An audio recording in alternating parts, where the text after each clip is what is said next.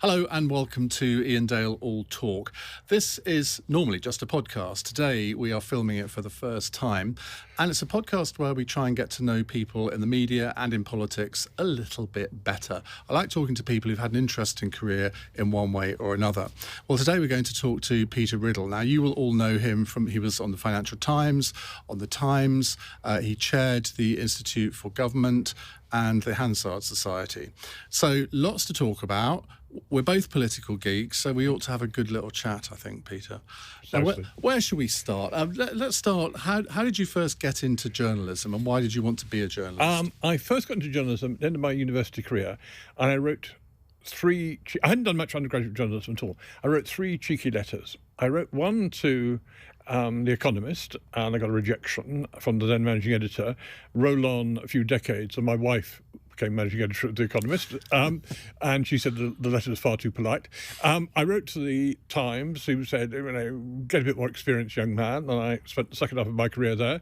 And I got a letter from the FT saying, if you happen to be in London in the reasonable future, could you pop in and see us? So surprise, surprise, the following week I was in London and was interviewed by someone I fortunately did not know his reputation, Gordon Newton, who in a sense was the person who created I don't know, you call it pre-modern, you can't call it modern because it's 50 years since he was editor, but he created a recognisable Financial Times, which wasn't just a tip sheet or a banking thing. Out of the Bracken era, he transformed it.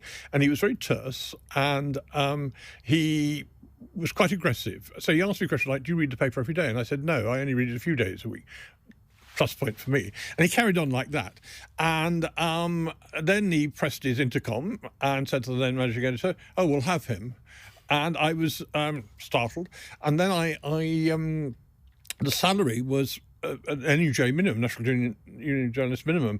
I think it was $1,700 a year, which was $500 more than the going rate for graduates in 1970. I naughtily carried on with my application to civil service. And I got to the final stage, which was then in Savile Row, imposing buildings in Savile Row.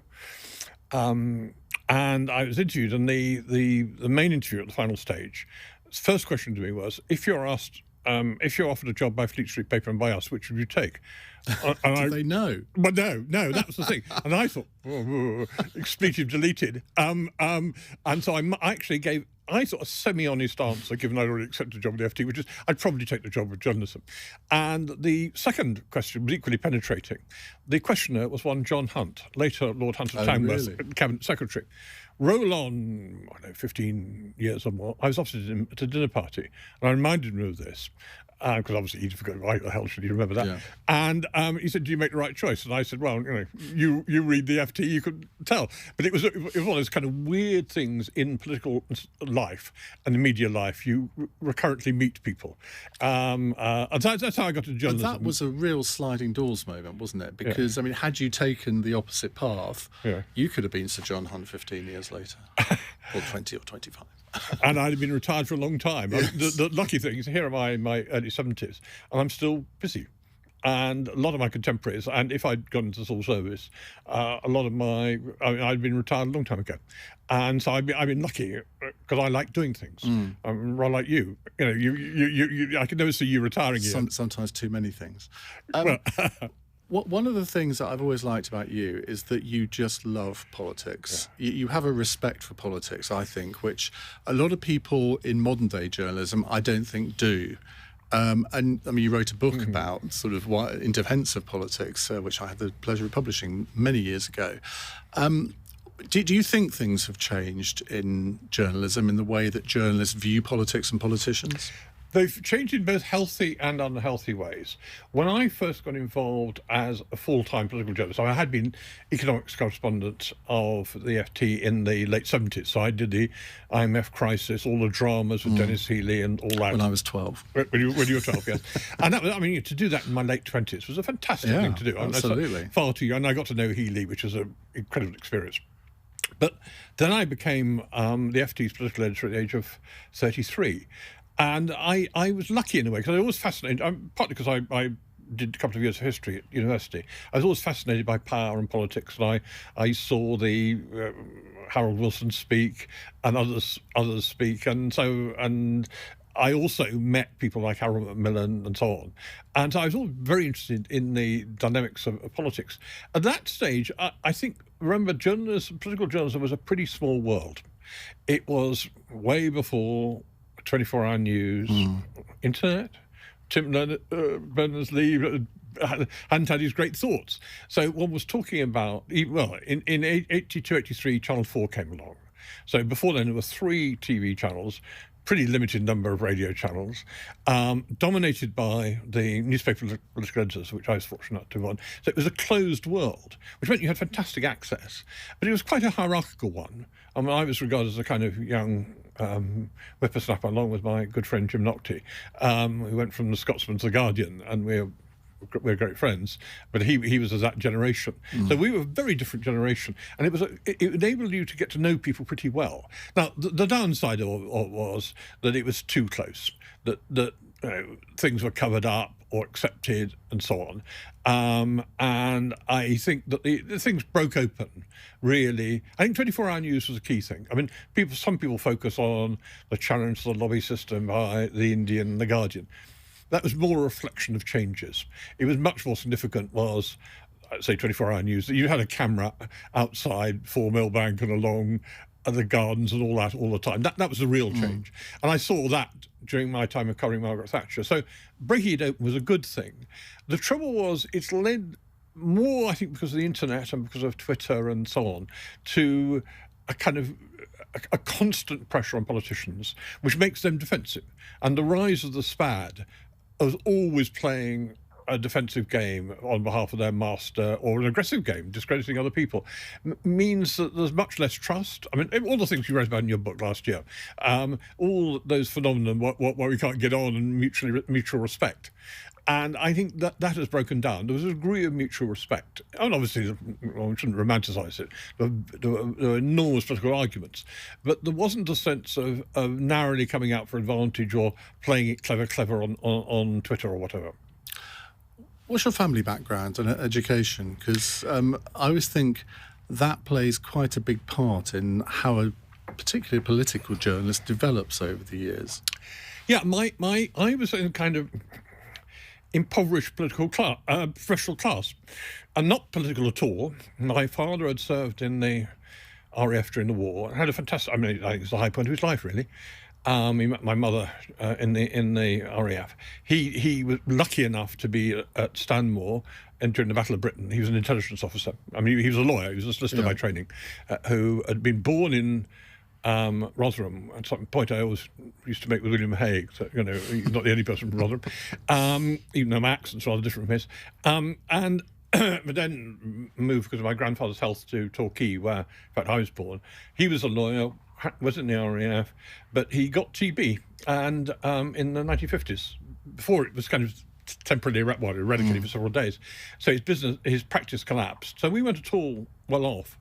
And I won a place at Dulwich College, which I'm currently chairman of governors of. Just had to step down from that after 6 years, which was paid for by the local authorities. 85% of the places at Dulwich in that era, people like Peter Lilly, Eddie George. Nigel Farage? No, he was a later generation. Nigel was quite a lot younger than me, and he was when they'd phased out this. I mean, he's actually when he'd gone there. No, Nigel's very proud. He's very proud of his contact with Dulwich. Anyway, I was paid for like 85% of people. Otherwise, I couldn't have gone there because we really were not well off. So, that's another crucial moment in your life, though, isn't it? Because if you hadn't gone there, if you'd gone to Torquay High School or whatever, would you have ended up where you are? Well, exactly, no one will know. You're absolutely right, Ian, because the academic standards there were very, very high indeed. A lot of us got into, I got into Cambridge, a lot got into Oxford. I mean, the figures were phenomenal at the time. It was very hothouse, probably too hothouse, actually. It was okay if you were reasonably bright, but we were brilliantly taught. That partly gave me my love of politics. Being in London in the 1960s, seeing all that and seeing we lived in Streatham. So Duncan Sands was my MP. and famously said, I was elected to represent Streatham in Westminster, not Westminster and Streatham, even though it's half an hour on the bus. Not something I'm sure he ever took, the bus. Well, I remember with friends going to heckle him at a meeting, and this was after the allegations over the Duchess of Argyll. So my friend shouted some fairly lively heckling. I showed my natural cowardice by not heckling. Anyway, so I got interested in politics from then.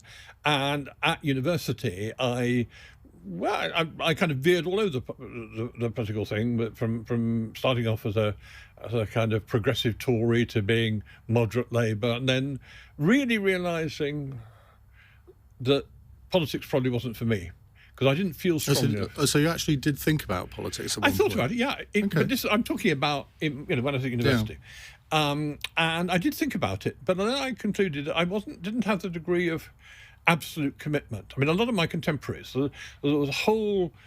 I mean, some Labour contemporaries, people like Charles Clarke, Patricia Hewitt on the Labour side, Helene Hayman, who was First Lord Speaker. On the Tory side, there was quite a range of people. None of whom there was an earlier Tory generation at Cambridge, which was the Michael Howard, Ken Clarke, Norman Lamont generation. They'd all gone because they're quite a bit older. But my generation was Richard Ryder, who used to share an office with him when I had my first job in the Commons. He never actually... I think I saw him in the office once.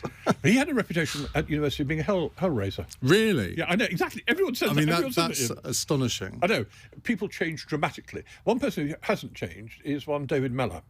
And David was a contemporary. And I remember one of my contemporaries who became a Tory minister, then sadly got a stroke and died, John Watts, who was... I remember him. I used to have dealings with him as a transport minister over ports privatisation and railways. Yeah, and he was a very bright guy, but he was very much a kind of working-class Tory, very much from a comprehensive and so on. And John was a friend of mine, and I remember when I came back from the States that we were just chatting about what had happened to our contemporaries, and there were a lot of them floating around, people like Roger Evans, William Powell, Spencer Batiste, completely forgotten figures now.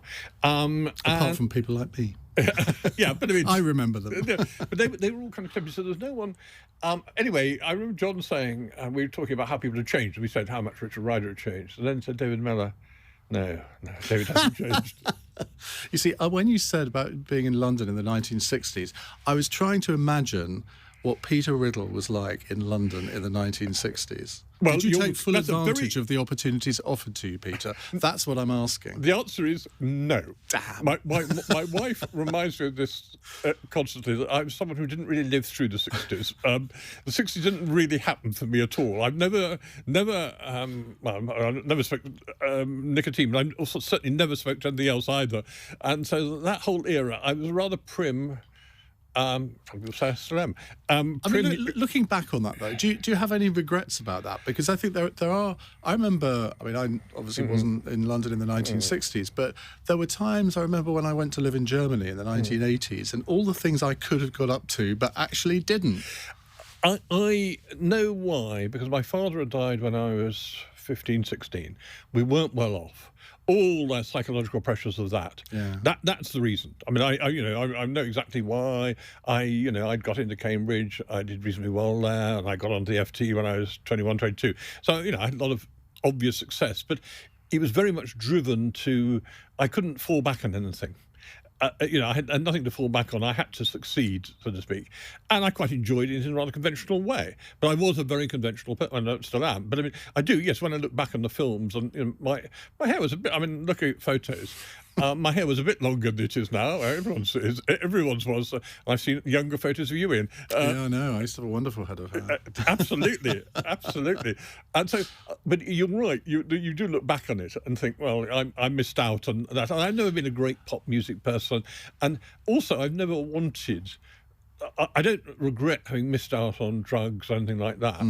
But I mean, the other point is, when I really came to London, which was the 70s, I graduated in 1970. The 70s was an awful decade because of a combination of bombs, high inflation, the strikes, and so on. Bernard Donohue's diaries bring it through very clearly. It was a kind of miserable time in a way. I mean, I remember 2 or 3 times walking through London and hearing bombs go off in the distance. Very difficult to convey to people. Yeah. And even though I was pretty well off, and I bought my first flat then and all that, it wasn't a decade. I mean, it was a professionally successful decade for me, but personally, I found it rather arid. Well, I can remember that was the decade of my teens, I suppose. And I literally can remember where I was, I think, watching a news bulletin about all the terrible things that you've just talked about and thinking, there must be a better way than this, that this cannot be how things are meant to be. And it was an important decade in a way, particularly in politics. And that, I mean, you'd got interested in politics before me, but it was sort of the 3-day week, all of that era, that really sparked my political interest, even though what was I, 11? Which is kind of sad in a way, isn't it? But it was a double-edged thing. I mean, no, I don't think it was sad at all, because it was a very momentous thing for the country we're in. I think I certainly admit I was slow on appreciating Thatcher's impact. But I wasn't slow on appreciating we had to have a change of direction.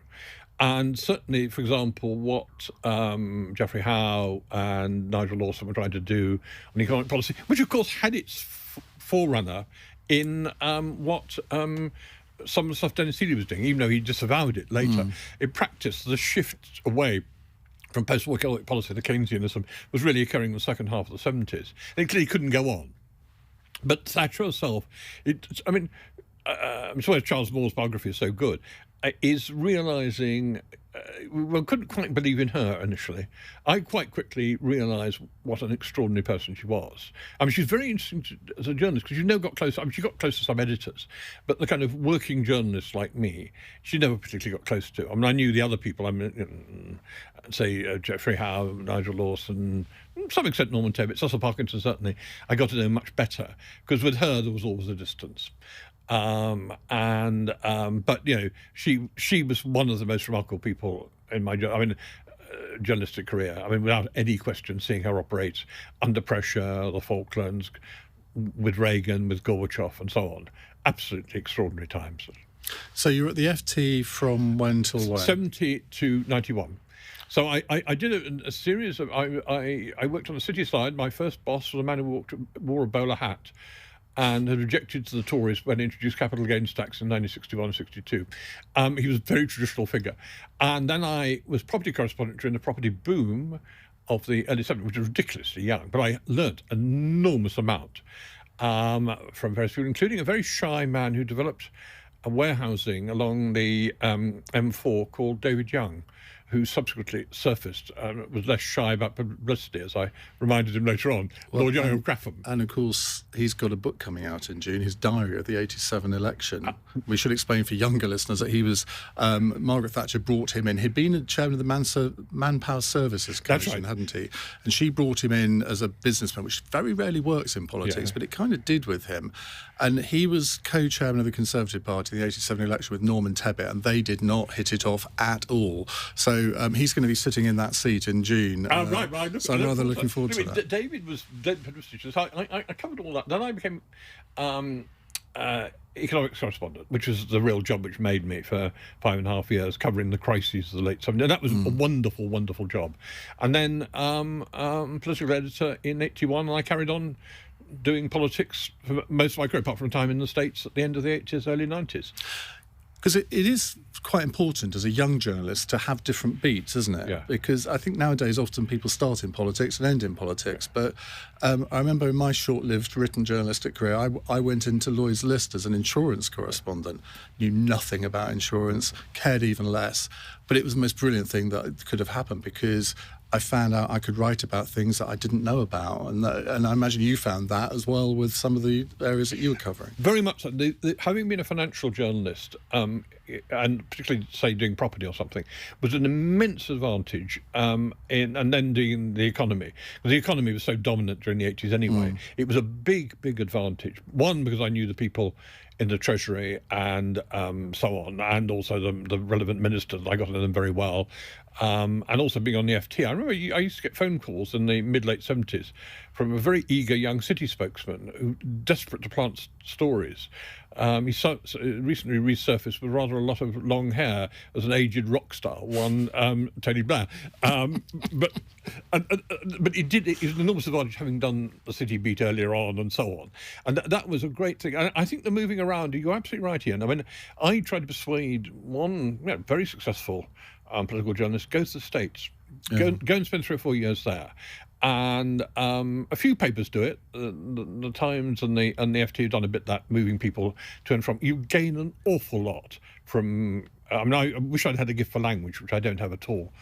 And I'd love to have worked in Germany or France or wherever. Or my daughter's got a degree in Mandarin, and her understanding of China as a result of that is fantastic.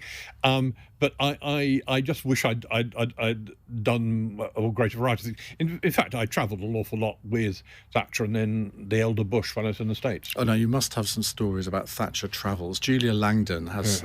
She went on lots of trips with her. Has always got things to retell. But I mean, everybody's got an anecdote about meeting Margaret Thatcher, haven't they? Well, two anecdotes. One is in '85, after Reagan had been re-elected, she went and addressed Congress. Well, no, great things. And there was a great dinner at the British Embassy. And I was Bernard Ingham, who I always got on very well with, said, you can come to the dinner, Peter. So I took my dinner jacket out and all that. And I sit next to Bernard. Mark Thatcher appears. And this was, height of Thatcher's power. You thought Bernard, the most loyalist of loyalists, turns round and said, "Who let that little bee in?" And I thought, what's all this about?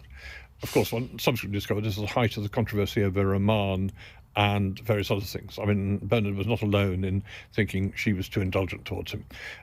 Again, comes out well in Charles Moore. And I just remember that vivid. The other thing from that evening was Reagan was telling a joke. And Reagan was a wonderful speaker. I mean, the perfect, the man you couldn't dislike in that way. And she interrupted him. In the middle of a joke? In the middle of a joke. And he just, Nancy was also there, so not a free sop. And then just turned and said, "There you go, Maggie." Perfect put down. Other stories, in the pre-election visit to Moscow in '87, which was the triumphant visit. Yeah. At the same time, which we now know, that Number 10 was screwing Neil Kinnock on his visit to see Reagan, and it was being totally mucked around. That Thatcher had this triumphant visit. I mean, it was the most extraordinary thing. And part of her love-in was Gorbachev. And we were flying back from Tbilisi in Georgia late at night, and the old VC-10, because she would never upgrade, wouldn't waste taxpayers' money and all that stuff. And I had, being an RAF plane, the seats faced backwards. And leaning on the aisle seat was Bernard, and next to him Charles Powell. And she was talking about, and she was on a high. She knew this was a triumph. The election would be in a few weeks' time. And someone said to her, "Well, what are your plans for the future?" "Oh, I'll go on and on and on." And Bernard, in his typical fashion, turned to me and said, "I'll never bloody well be able to retire now." Charles Powell looked at me, lifted his eyebrows. Within less than 4 years, of course, she was gone. But those little... But you always... The other story, the '87 election you mentioned, I'd stayed in this area where we are now. I'd stayed at Labour headquarters, Transport House, to talk to Neil Kinnock after his press conference. I can't remember what it was. And the FT's team obviously had someone in the Tory press conference. I came and it was full up, the room in the old Smith Square Tory headquarters. So I just stood outside watching the monitor. She comes out, looks at me and said, "You didn't ask your usual question today, Mr. Riddell." Behind her was Norman Tebbit. And I said, no, it's okay, Prime Minister. I've just stayed behind at the Labour conference. "Well, what happened there?" So I gave her a kind of very brief gobbit of what happened. And meanwhile, Tebbit, because who was much taller than her, was trying to stop laughing at this point. "Well, you want to know what happened at our press conference?" And she gave me kind of 4 or 5 minutes summary of it, prime ministerial time. Again, Tebbit was just roaring with laughter behind her. That was typical of her, that we were pupils. And I'd been a bit naughty because I'd missed class. And therefore, I had to be brought up to date for my homework. And that was, in a sense, also, going back to an earlier point I made, about the culture of a small number of political editors who were involved in a dialogue. Of course, we don't have press conferences nowadays, isn't that way? That's all gone. Great loss, that, actually, because it produced a dialogue. And I'm very glad I'm not covering general elections now, because they look so arid. and they are. Yeah. I mean, I love elections. I'm a complete elections nerd. But I have to say, the last two elections, covering them as a broadcaster, I've hated them because even if you get people that the parties put up, very rarely do they ever have any intention of saying anything. And it's just become monotonous. But the thing I liked about that anecdote is that she called you Mr. Riddell. Because can you imagine any leading politician now calling a journalist Mr., Mrs. or Miss? Just wouldn't happen, would it? It's all first names. Well, I've always had a rule with prime ministers and so on, there should be an element of respect there. I even did it. I was at Lord's Cricket, and the then Mayor of London was dashing by with his rucksack on his back. And I said, "Oh, hello, Mr. Mayor." And he looked at me. He also knew that I was partly taking the mickey. I said, "Hi, Peter." And then I said, "Hi, Boris." And we had a brief word. But, I just believe at one level. And I had a slightly comic version of this. I did the radio obituary of both Ted Heath and Margaret Thatcher, which was really interesting to do. And I interviewed Robert Runcie because he'd been at Oxford with Thatcher after the war. He'd got his MC, very courageous in the war, but been a bit of a hellraiser. They all came back, all the tensions of the war. Then there was the rather prim Margaret Roberts studying her chemistry. He knew it then. Roll on 30 years. She was Prime Minister, he was Archbishop of Canterbury. And she believed in treating the Archbishop respectfully. And I remember him telling me he wandered in, they were at some great event. And he said, glad rags again, Margaret.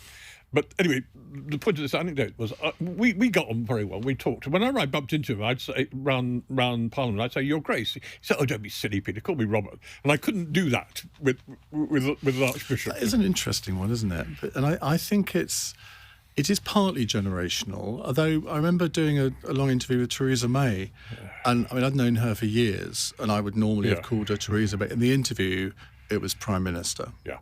It felt weird, though. It didn't feel natural. I think that there's something slightly different with Prime Minister. I mean, I've over my career and mixed with a lot of distinguished public servants and so on. And, of course, some of them by now, some of them are quite a bit younger than me. But even those older than me, I remember quite well with successive cabinet secretaries. So I know and well, Robert Armstrong, the man from Spycatcher in Westland, who was a lovely guy, lovely driver. He looked like a cabinet secretary, didn't he? Absolutely. And he... well, there's a story I remember. There's a group which studies prime ministers, as you know, based in Number 10, and it's a combination of some academics and some civil servants. And they had a meeting right in the middle of, I'm thinking, 2015 election. Yes, it must have been 2015 election. And I was going out with Robert Armstrong and Robin Butler, both of whom I knew Rob well, and I know Robin very well. And it was after the famous Andrew Mitchell thing with the bike in the gates. Clubgate. And we were going out, and Robert put his hand on my arm and said, "Let's wait a minute." I said, "What do you mean?" He said, "Want to see how Robin, his protégé, the head prefect of Whitehall, the most distinguished public servant, how he treated the police with his bike." Because he collected his bike. And of course, being Robert Butler, he was the most polite and manageable thing. He said to him, "What are you two doing here?" And I had the giggles at this point. These immense public servants, but they were. So it's very interesting with certain. I find that age brings on much greater formality. I mean, it'd be daft for me to call Robert Butler or someone like Andrew Turnbull, who's a good friend of mine, Lord Turnbull or Lord Butler, because I know them so well.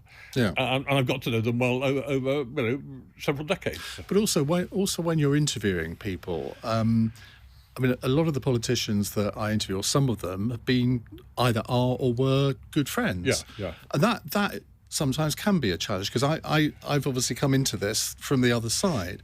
And I've got over that now. I don't really care if I know the person. They I think, get the same treatment. Or David Davis and Brandon Lewis say that I give them a much harder time because I know them. But when you're doing a lengthy interview, and I think this would probably be the same for a print journalist too, if there's a degree of informality, it develops into a conversation, And the interviewee relaxes, and you get more out of them that way. Whereas if it's Mr. This, Mrs. That, Prime Minister, it tends not to go that way. I think it's very much dependent. I think it's a mutual thing. It's the politician accepting that you're not a PR man for them, basically. Yeah. And you've got to ask critical questions, provide they're fair questions. I always found that people sometimes, I mean, occasionally I had run-ins with people I knew well. For example, Norman Lamont I'd first known when I was at Cambridge, and he used to come back for things. After Black Wednesday and Sterling being forced out in 92, I wrote some pretty tough things. And there was a period when he wouldn't speak to me. He was very hurt by it. I mean, I'm sure that I was the least of his worries by a long way. But that didn't last long. And ever since then, I bump into him occasionally now, and we get on extremely well. But it's acceptance you're going to be critical some of the time. Someone who found that, two people I think found that difficult. One was John Major, and I got to know John Major, or rather he'd got to know me, because he was the most brilliant cultivator of journalists. There's a whole group of journalists in the 80s who were kind of rising or established figures in this small world of political journalism, who he cultivated. And he was a wonderful source, fantastic source of stories, contrary to his image. Anyway, I was in the States when he What you mean is he's a good gossip? Yes, he was more calculated than that. He was much more... really? He was more calculated. Oh, no. Much more calculated than that. But anyway, I was in the States when he became Prime Minister. And, it's quite a bizarre story. My old friend Jim Nocte had tickets for New Year's Eve at the opera, but Ellie, his wife, was pregnant with second child. And so I was over for Christmas, New Year from the States. Said, do you want to come? I said, I'd love to. Who was there but John and Norman Major, just a month after, or so after he became Prime Minister. So it was the end of 90. And so I talked to him then. It was kind of weird experience, It was almost like saying, I'm from Washington, but I hear you got a new job. It was a bit. Anyway, during the period when he was Prime Minister, my relations with him were quite prickly, and I found, because you had to say the Tories were in a mess. I was lining the obvious, and he was quite difficult. Immediately after that, everything changed. I remember as soon as the state opening in 97, the Speaker had a party, and I was there, drinks party at lunchtime before the formal debate began. And he couldn't have been more charming. And ever since, I haven't seen him very often, but I see him a bit because we're both interested in cricket and so on. He couldn't have been more relaxed and easygoing.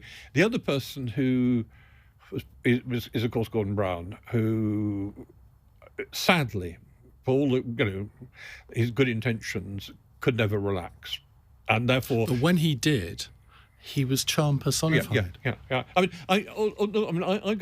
knew Brown quite well in the 80s. When I was in Washington, the British Embassy, in their stupidity, never cultivated him when he was shadow trade industry or whatever. So his office would ring me up and say, Gordon's coming through to do a lecture, he'd love to have a meal with you. So I arranged something, and one of the funniest things, we had a meal. He was doing a lecture in Georgetown on a Saturday morning, and he was flying out Saturday evening. And he said, we had dinner on the Friday night, and he said, you do anything tomorrow afternoon? No, not particularly. And he said, well, let's go around the bookshops. And for him, that was the policy bits of the bookshops. And roll on to when he was Chancellor, we were just chatting, and we were doing an interview with him. And he said, oh, funny, I put on an old coat on the weekend, Peter, and in it was letters we'd exchanged about the books I got in Washington.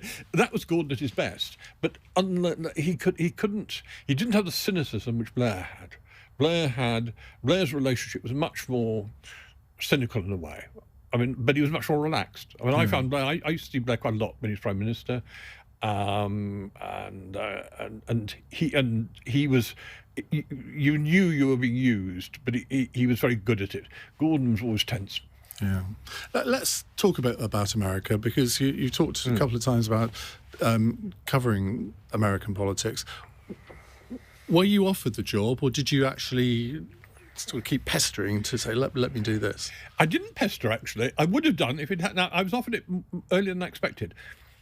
That I'd fallen in love with America aged 26, 27. And I'd gone over, and this was the time of exchange control, so it was quite tight. And my first afternoon there, I was walking around in Washington, and the helicopter landed on the ellipse, and the president, who was Gerry Ford at the time, got out. So the next trip I did was funny. Was the then US editor, a guy called Ulrich Martin, great guy, knew I was coming on holiday, said, we'd like to spend a couple of days on the campaign trail. So I covered the campaign train from New York via Pittsburgh to Chicago.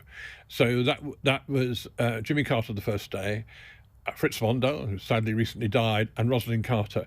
We ended up with the original Mayor Daley greeting us in Chicago. I mean, and then I got the train from Chicago to New Orleans, and there was Gerry Ford with Ku Klux Klan demonstrators in Louisiana. I mean, you couldn't not.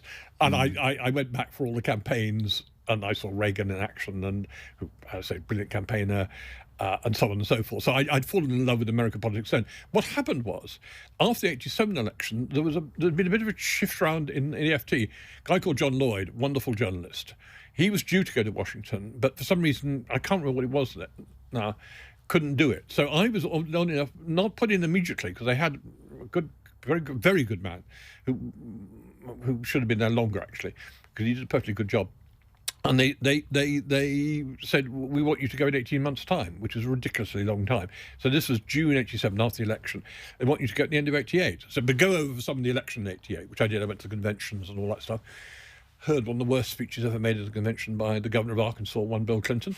And started at the end of 88 and I covered the elder Bush. So if it hadn't happened, I would have pushed for it. But funny if it happened, and I met my wife there, who's English, but she was working for The Economist. And so it was great. However, whilst I love it and remain fascinated by it, you realise you're an outsider.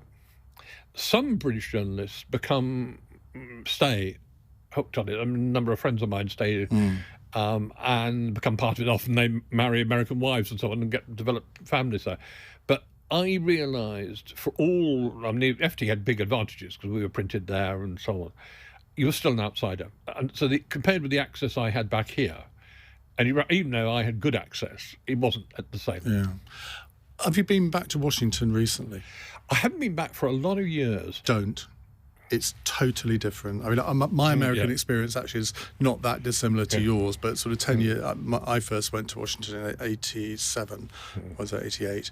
And it became my favourite place, and I would go 2 or 3 times a year for quite a lot of years.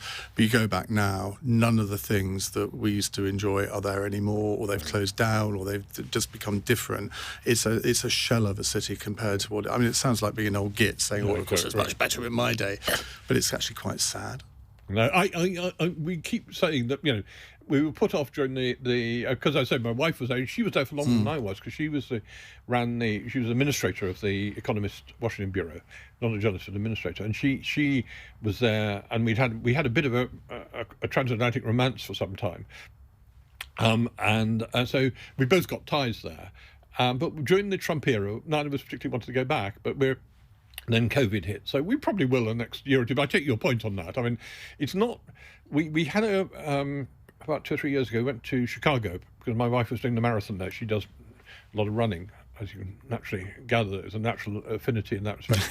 And anyway, she was a winter Olympian in her youth. Oh, really? Yeah.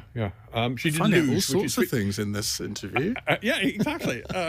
It's most people that kind of look and say yes. Anyway, fortunately, she retired from that. Although we have been to the Olympic track she competed on, which is Lake Placid. Anyway, she had a period about getting over a decade when she was competitive. Wow. And then had retired and was working with The Economist, and we met. And then actually it's only about 10, 15 years ago, she took up serious running and has run lots of marathons, which is great fun. And we're in Chicago, and we realised how much we loved Chicago. And we went, a couple of friends there, and the wife was also running. We're very good friends of ours, and so that made a lovely kind of long weekend. But we haven't been as regularly to the States as we used to. Let's move on to something personal. Your daughter, you had her quite later in life, absolutely. didn't you? How was that experience being an older dad? Fine. Absolutely fine. I mean, I say that now. She's about to be 25 in July. she's apart from natural pride, she has struck on her own track, because she went to Edinburgh, did a degree mainly in Chinese language and history, lived in Taiwan for 10 months where we visited her, which was a fantastic place. And what happens there, heaven knows, but it's a wonderful, wonderful place. Fantastic food and culture. I mean, very interesting historically. And then she was in China when COVID broke out. She was working for an organisation helping interns in Chengdu, which is the home of the giant panda. She had a wonderful time there, a great time there. And she had a slightly hairy few weeks jumping around the Far East, to Taiwan, to Tokyo, and then to Fiji, where her cousins were. Her cousin was teaching and family were, and then to Australia, where my brother-in-law is. And so she's done that, and then she's been with us, working for an organisation which does marketing in China. And so and she's going to move out later this year. But no, it was late. But I may be different with a daughter. I mean, I was 47 when she was born, and I mean, no, she would give a very different view if she's sitting in this seat. But it's worked pretty well, and she's developed her own character and personality, and also talent for language and things which I never thought she would have. And so no, and it's in some respects I think it wouldn't have been great to have got married 10 years earlier, but my wife was doing her sports and so on, so it just happened we married when we did, and we both carried on being active. I mean, that I think is one that's interesting that I found. I just enjoy doing things. You moved from the FT to the Times in 1991. That must have been a big decision. You've been at the FT for 21 years, which most people think of, well, that's almost for life. Why did you move? Well, you almost put it exactly that way, Ian, because I'd been, since I left university, I've been there 21 years. If I'd remained on the FT, I would have had some very senior jobs. I wouldn't have become editor. Why? Oh, I just don't think I'd have quite fitted. I mean, I hadn't done enough financial stuff. I was too wedded to the political scene. I was regarded as a bit of a political obsessive. And fairly. Well, fairly. No, I can't argue with that. I thought there'd be more scope for me to do. I was approached by, in fact, Peter Riddell, who was then my opposite number in Washington, on behalf of Simon Jenkins during Simon's brief period editing the Times, and approached to do political commentary and column. I thought if I was ever going to work for someone different at the age of, what was I then, 42, 43, now is the time to change, essentially. Otherwise, I'd have a very comfortable existence, well-paid, comfortable existence on the FT. And oddly enough, the then editor of the FT, or just taken over, Richard Lambert, who was a very good friend of mine, now chair of the British Museum and done all various things in between. He was actually, I mean, the fact we maintained our friendship at the time and subsequently has been very important. And he understood that, if I was going to, he said, look, here's what your future's likely to be, and it would have been nice, interesting jobs. But I thought I didn't want to work for one paper all my career, which is effectively what I've been doing if I turned down the Times. And what differences did you notice in culture, demands, relationships? Well, there was always the shadow of one Rupert Murdoch. That whilst I was remote from it, my friend Peter Hennessy says I was a professor in the Tower, and there's quite an element of truth in that. Because I was almost employed to do my own thing. I was the licensed centrist to do centrist commentary. I wasn't the controversialist. They had lots of good columnists around to write spiky columns. I would be the kind of slightly authoritative but fairly centrist analysis. That was fine, because that's my temperament anyway. And I was sufficiently distant from the power centres. It was much more of, but Murdoch was and is the Sun King. It was really interesting when he came on visits over. It was him. And everything at a certain level in the organisation stopped, and everyone paid court to him. I only met him 2 or 3 times. I got on with him fine. I mean, he remains the figure. Les Hinton wrote a rather good book, who'd been the MD at Wapping, because Les had been out in Australia with him and then came back and rose through the hierarchy. Brutal Boy, it was called. That's right. Yeah, I've got it, but I haven't read it yet. It's a very interesting book about, it's like the end, I wouldn't say disenchantment, but distance from Murdoch. Everyone virtually everyone, and there are exceptions, they fall out eventually. But it's interesting that you were there for so long, but only actually met him a few times. Yeah, mainly because I wasn't part of the kind of hierarchy, particularly, and I was mainly at Westminster, of course, for all but 3 years of times. I was based at Westminster, and so I didn't have that much contact. And I was wheeled out occasionally, but because I wasn't kind of particularly ideological, You see, if I was Rupert Murdoch, and there's a thought, I would be thinking on my visits to London, Peter Riddell, he knows where all the bodies are buried. I'm going to have a chat with him. It didn't.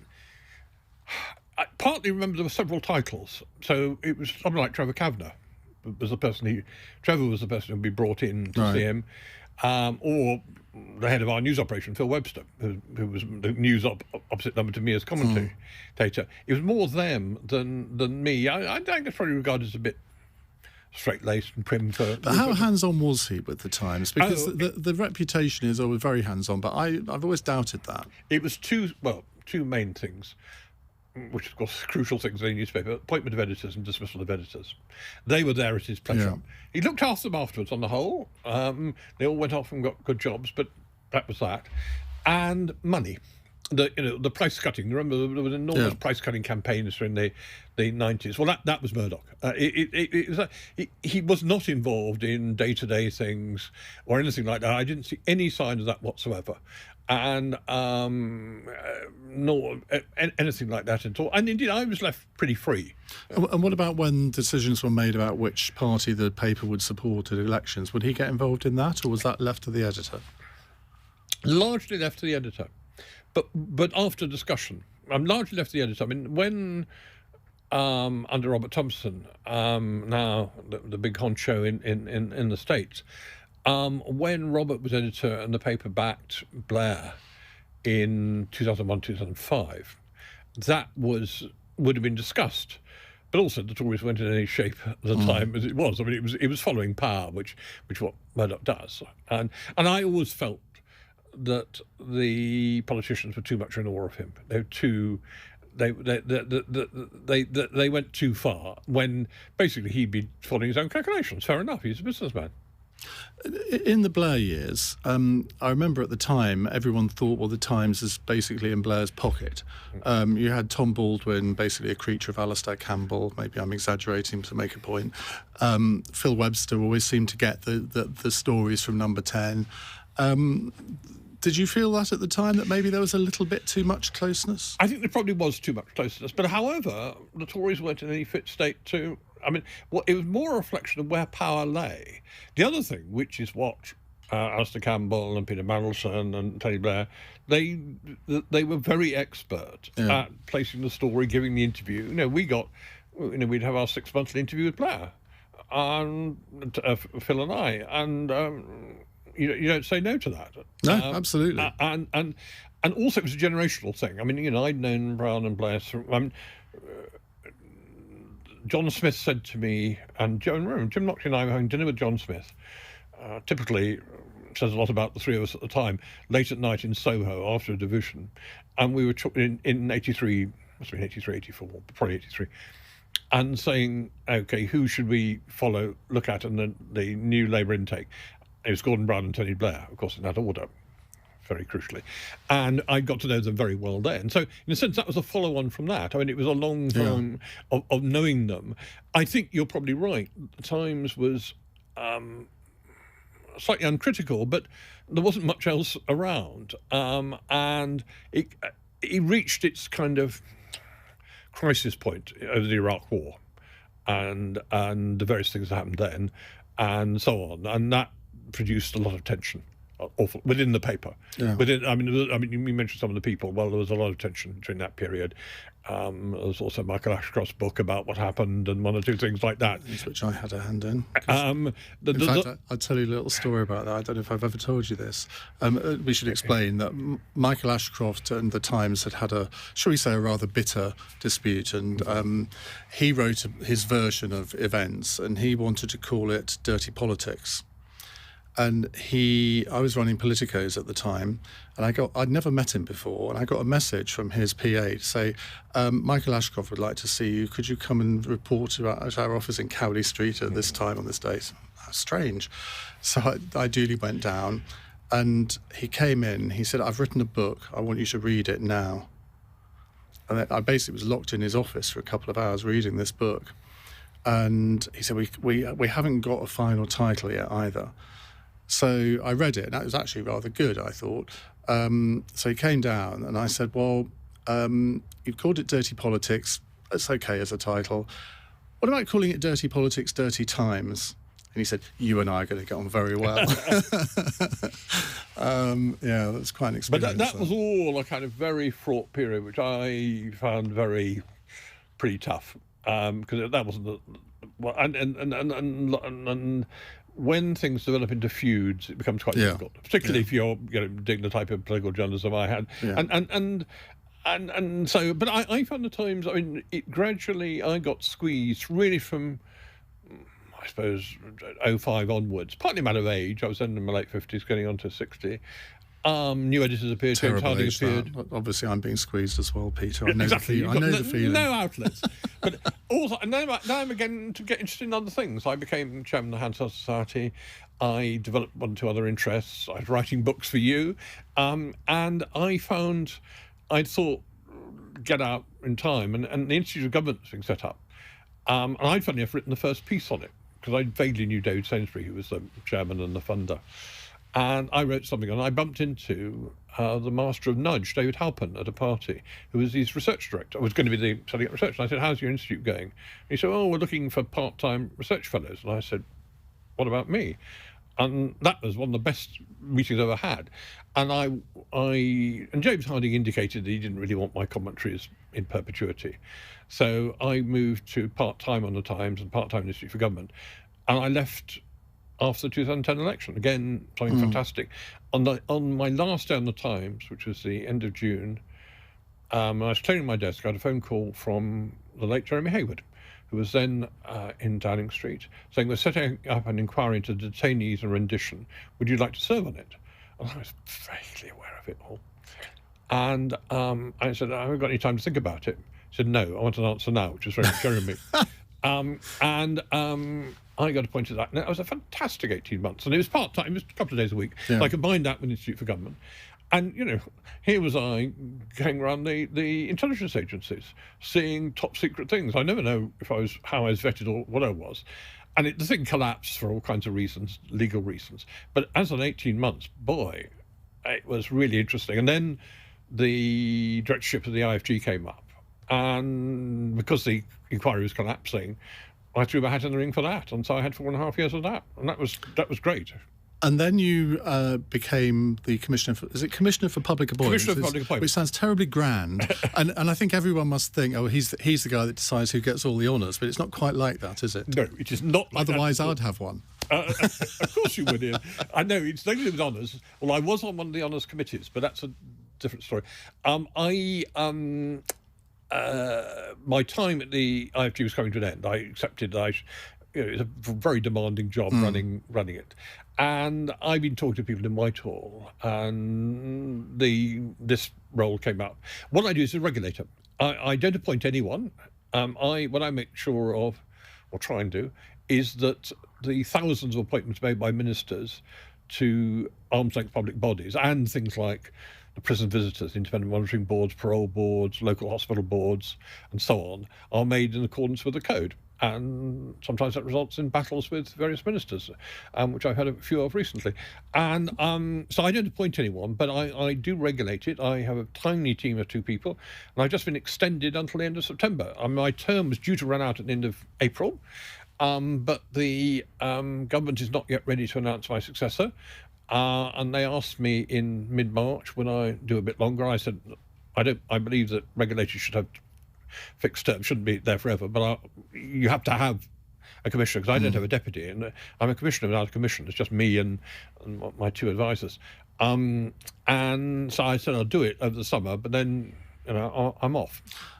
I don't know how much detail you can go into, but when you have a battle with a minister, how does that I mean, is there an example you can give us, or just talk generally about the toing and froing that goes on? It happens in various ways, Ian. It means that sometimes it's kind of a rolling thing, that there's a particularly prominent appointment, and you talk to the department, mainly civil servants. It's mainly done with civil servants rather than with ministers, and you talk to them about how the competition is going to be run, and you look at the interview panel, which is crucial. And then I express you. I have to be consulted on. I mean, I won't get into the details of it, but on big appointments, as an independent person, they have to consult me on the appointment of that. And sometimes ministers try and appoint people who are too close to them in various ways. And the code, it's the government's code. It's not my code. In fact, it was designed by Matt Hancock and Jerry Grimstone, more than anyone else. So I monitor it in relation to the code, and there's to and fro. There was a problem last autumn over the Office of Students appointment, and I objected to the overall balance of the interview panel, which I thought was slanted. And I expressed that publicly, which created a lot of... But when I say fuss, but not hostile necessarily. I mean, I got a number of people saying, you got a point there. And it's always a mistake to think of Whitehall as monolithic. It's much more... And this is not necessarily ministers versus all servants. It cross-cuts. So what happens is there is a debate, you're called in, I express things publicly. I did a speech recently expressing concern about independence, degree of independence. I express that, you get some feedback from people. It's a slightly odd process. It's not, it's opaque in a way. You express things, you get a reaction or don't get a reaction. But do you have a power of veto? No, I have a power, I will say a power of embarrassment. I can say, I think there's something wrong here. And Whitehall hates that. For certain things, they have to come to me to get agreement. And that's not a veto. It's an advice. They can overrule me. But overruling means the thing becomes public. Yeah. I mean, ministers have... But they did on the Office of Students. No, they didn't, because I was just... So you weren't objecting to the person it was James Wharton, I think. That's right. Who was close to Boris Johnson, but you were objecting to the interview panel rather than necessarily him. Exactly. I never express a view on individuals appointed. That's entirely a matter for ministers to justify. Yeah. You know, it's up to Gavin Williamson to make the case for James Wharton. Mine was the process itself I had objections to. He, in appointing the panel, was exercising his powers. I just felt it conflicted with some of the principles of the code. But I mean, it's an embarrassment factor, and it's also there's a lot. I'm also the representative of candidates and appointees. No one else is going to stand up for them for me. A lot of them, people applying for public appointments have to wait for months to be appointed. So I'm chivying them. We did a big report a couple of years ago on the length of time it takes for these competitions. It should be 3 months. Only half the competitions meet the 3-month target. Some of them go to 5 months and longer. So that's something I make a fuss about. I look at remuneration, not the top fat cats, the chairs, but if you're going to get a much more diverse range of people, that type of thing I get involved in. It's very satisfying because you're working with good candidates. The people who run public bodies on the whole are very sensible and long-suffering. And they're not particularly lucrative, these appointments, are they? I get the weekly thing that sort of lists all. I've never actually applied for one in my life, but you would not do it for the money generally. No. And also, there's a further twist to it. They keep telling you, it's 1 or 2 days a week. I've never met anyone. I remember when I meet chairs of public bodies, they say, Peter, do you work longer than you advertised? I said, yeah. What about you? Yeah. And it's quite funny because when they extended my role, they said, and Peter will carry on working for 2 to 3 days a week, which I thought was very funny, given that my job is actually advertised for 1 or 2 days a week. So I sent a slightly tongue-in-cheek email to the people concerned. So I'm glad you've got a realistic view of the time. So you work longer. They're not well paid. Half of the public appointees don't have any money, aren't paid at all. And there's no rhyme or reason on pay. And I'm trying to push the debate on that, but it's more to raise the profile. And this is also, I mean, diversity can have all kinds of connotations, but I view it genuinely. It's getting a wide range of people. And geographically, one of my big things is COVID has produced real opportunities. We're used to remote working. Well, if you've got caring responsibilities or disabled, well, why shouldn't you be part of a public board, but you don't have all the hassle of coming into London? Yeah. Well, perhaps you do twice a year, but not 6 times a year. That's the type of thing I'm trying to stir up. So you're, what, 72? Yep. You're finishing this job at the end of September. Yep. What are you going to do next? I can't see you retiring. No. I've got 1 or 2 ideas in mind of things I'd like to do part-time. Also, some writing. I want to do some more writing. It depends on what works out in 1 or 2 things I want to do, which are in the kind of the type of area I've been involved in for the last few years. I'd like to carry on, but not as the intensity I'm doing now. And also, I'm giving up my chairmanship of the governors at Dulwich, which has been a pretty demanding job, and of course that's a charity, so nothing in that financially. And that I leave at the end of July, so I'm going to have more time. But some writing. I definitely want to do some more writing because I enjoy doing that. And my recent writing has been entirely for your collections. I'm waiting for popes and. I'm not sure I'm going to do popes. But, well, Peter, it's been an absolute pleasure. Thank you so much for joining us on Iain Dale All Talk. That's it for today. We'll see you next time. Goodbye.